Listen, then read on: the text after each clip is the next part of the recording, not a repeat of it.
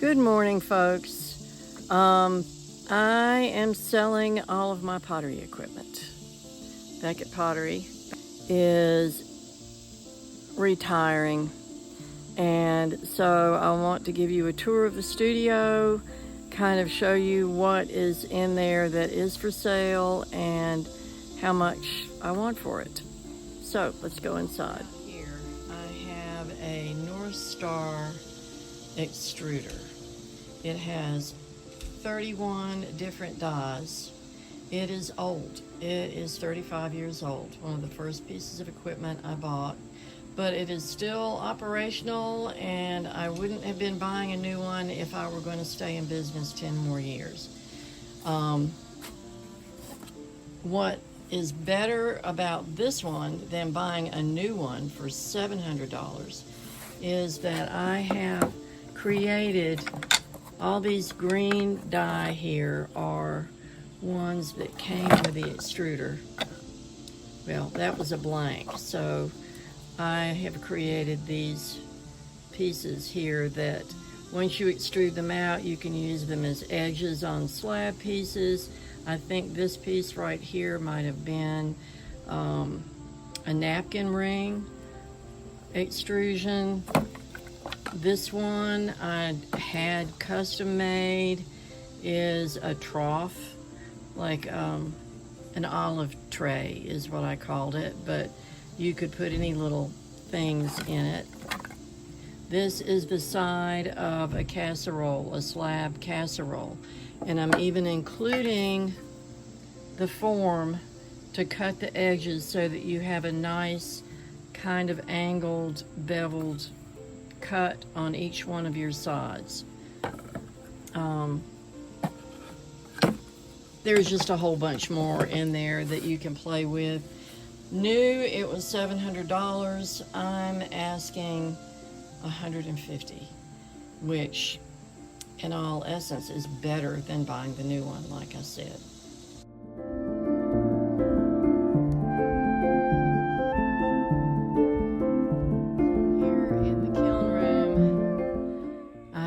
For sale this Bailey 2827D single phase, and it has I bought it in 2011, have all the firing and repair and maintenance records on it. Here I just fired it out. It fired to cone 5 in 9 hours and 22 minutes. It has a downdraft EnviroVent stand that it's sitting on. Okay, let me show you how this closes down on a spring hinge lid. It's absolutely amazing. The best kiln I've had, and I think I've had 6 in my 40 years. So it's really easy to open and close. Passing on all of these boxes of stilts. I have tile setters here, a whole box full of them. They can be used as 7-inch stilts, or you can use them to prop tiles up. I have plate setters here that will come with the kiln for no extra money. And the sizes in these boxes range from a 1/2 inch to 10 inches. I think I have the fewest of the 10 inches, and they are all in here, 8 and 10 inch ones. And there are 14 half shelves and some pieces of shelf that can come in very handy if you're trying to pack your kiln tight.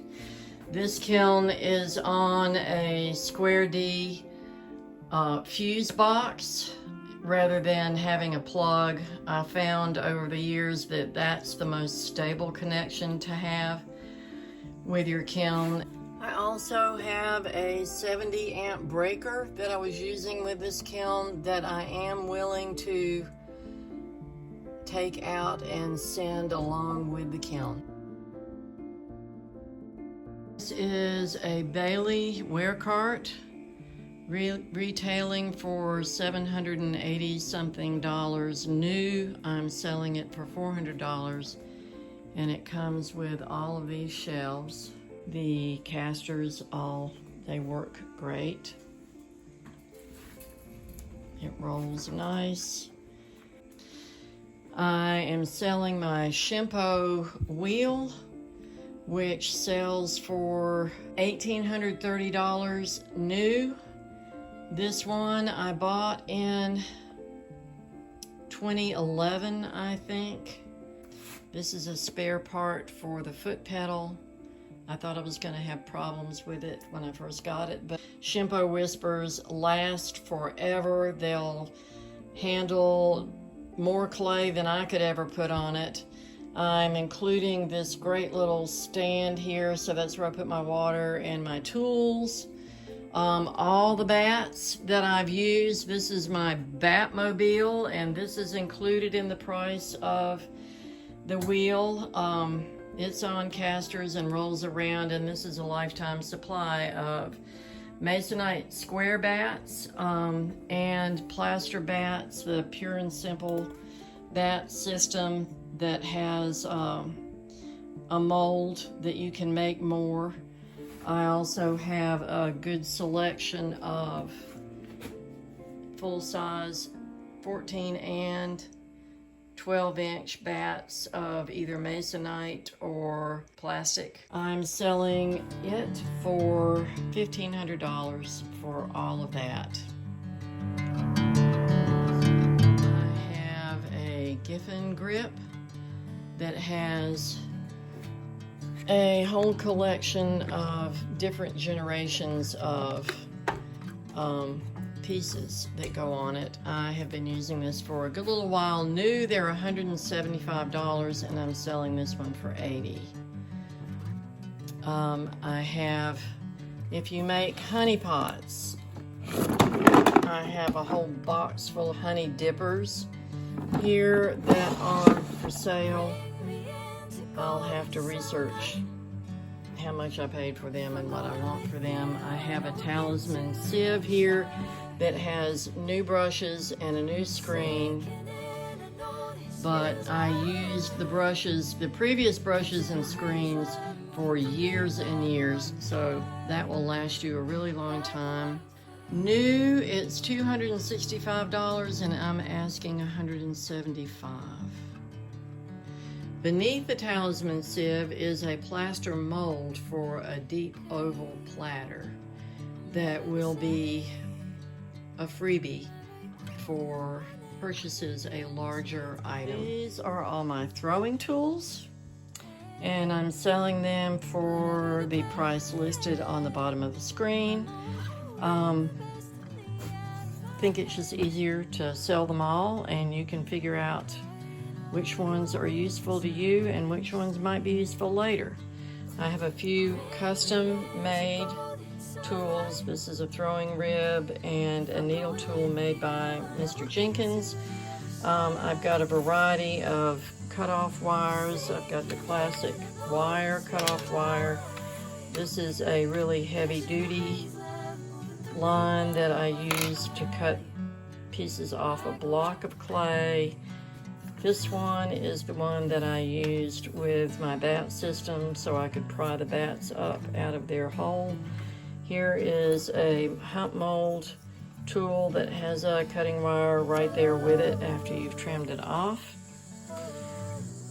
I have all kinds of ribs. We've got plastic ribs, wooden ribs, ribs with notches, metal ribs, a bunch of different hole cutters. This one cuts all size holes, but from big down to teeny weeny.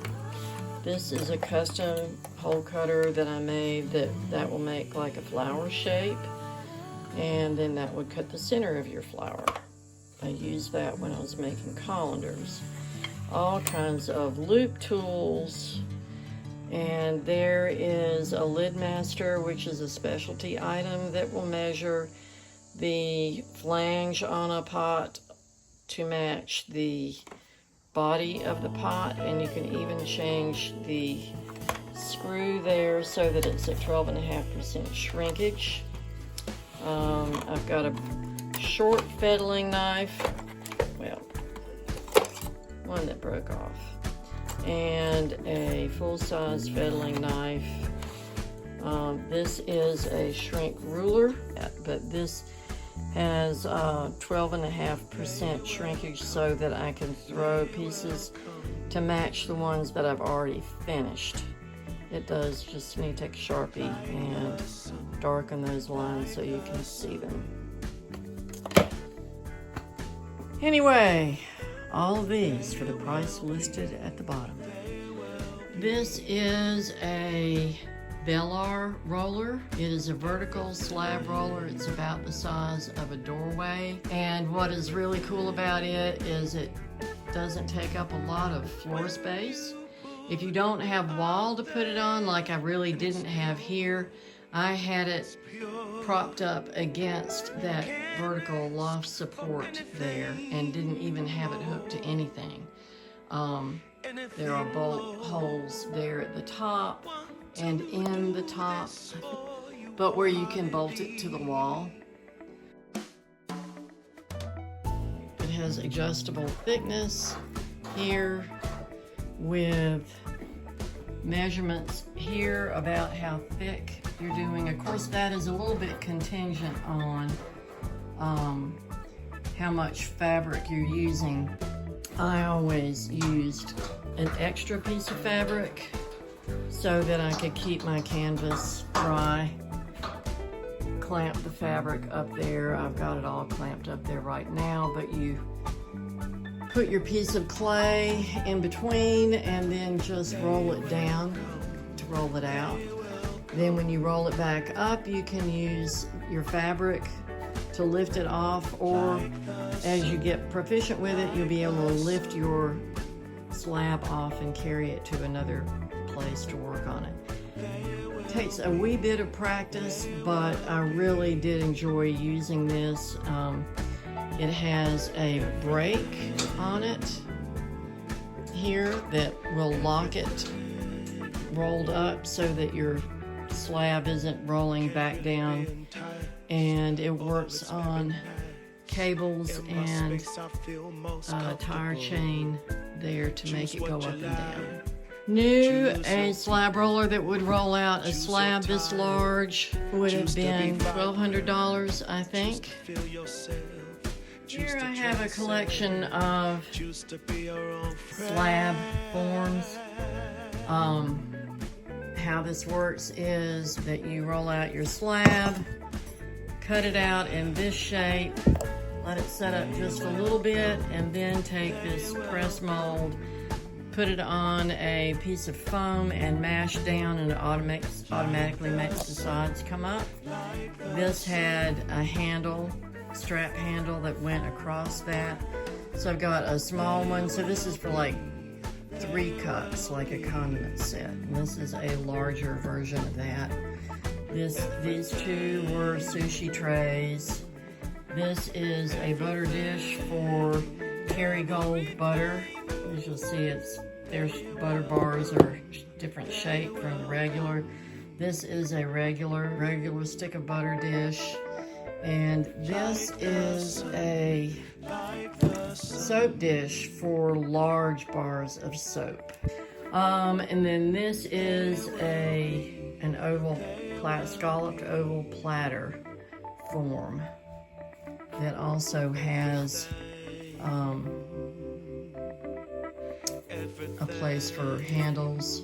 These will be here for the taking for people that purchase a larger item. Glazes, I have a wide variety of them. These on the floor are kind of a clear, colorful glazes. They are good on a white body. On a brown or dark body, they might be kind of boring. They are all made with Mason stains. We have yellow, orange, green, turquoise, pink, some violet here. and you can kind of tell there may be at least a gallon of each. This one needs to be reconstituted, but it's silly to add water to it now, but it is reconstitutable to work. And then I've got this sky blue. There's also a good bit of a clear glaze here. I'm afraid I don't really know a whole lot about that one. So all of these glazes are insanely expensive now, and that is probably 8 or 9 gallons of glaze that would sell for over $50 a gallon. Then up here we have a good bit of glaze that's good on a darker body. This is similar to Randy's Red. It has a lot of iron in it. And then I have a condensed container of a gold, which is the same recipe with a couple more ingredients in it. You will get the glaze recipe with the bucket of glaze. This I call avocado. Goodness. It is an Albany slip glaze, and that's probably 2.5 gallons. And then over here, this is the same recipe as the green, and it has iron in it. It is kind of a latte.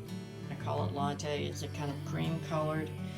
And go over here, I can show you what those 3 glazes look like, or those 4 glazes look like put together.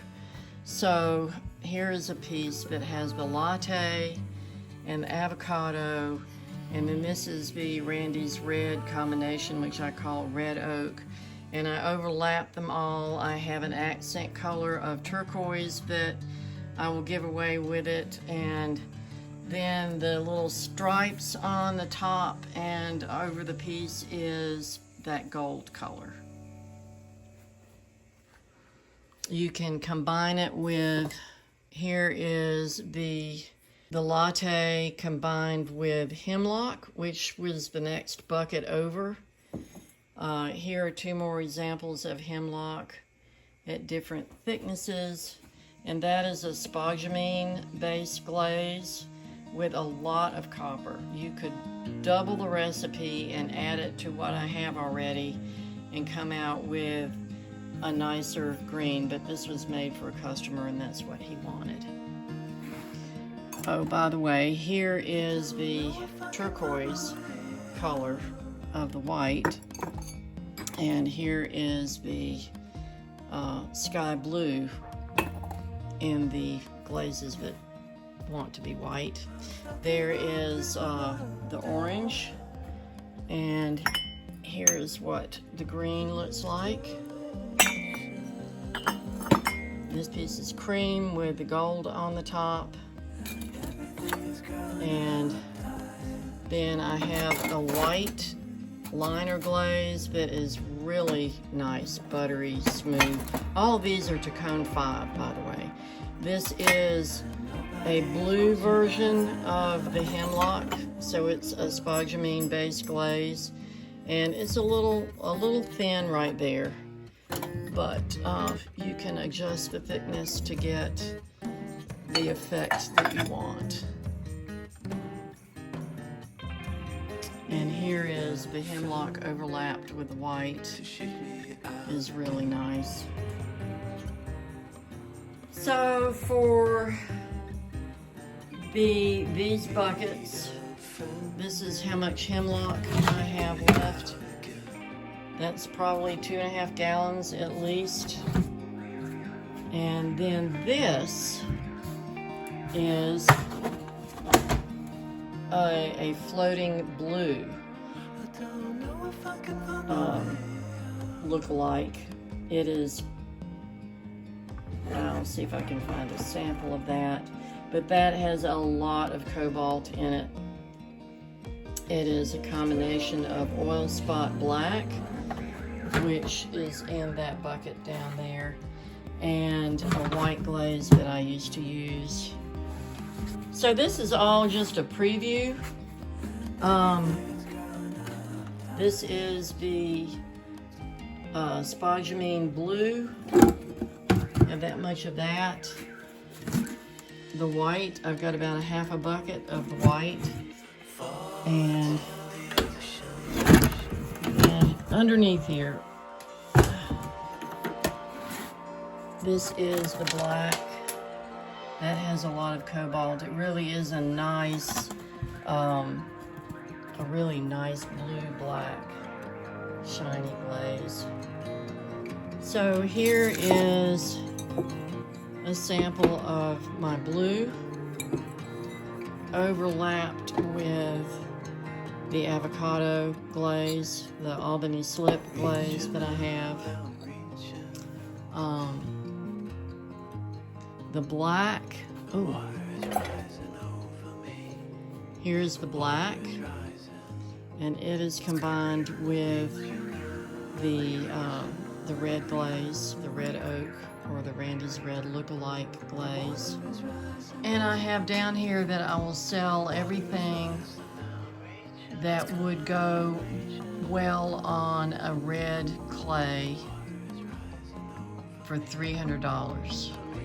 However, the hemlock and the white and the spodumene blue, which I'm calling deep sea, and even that floating blue would also go on white clay. Here I have this much Forbes wax resist. That might have been $20 or $30, I'm not sure. I've also got flocks back there that helps to suspend the glaze, and sodium silicate also works to suspend the glaze. I have this porcelain and stud apt 2. If you break something, a greenware, you can repair your greenware using that. In slip, you can also, if you're careful, sometimes it works to grind up bisqueware if you've got a piece of broken bisqueware and it's not in a stress point. You may be able to repair bisqueware with that as well.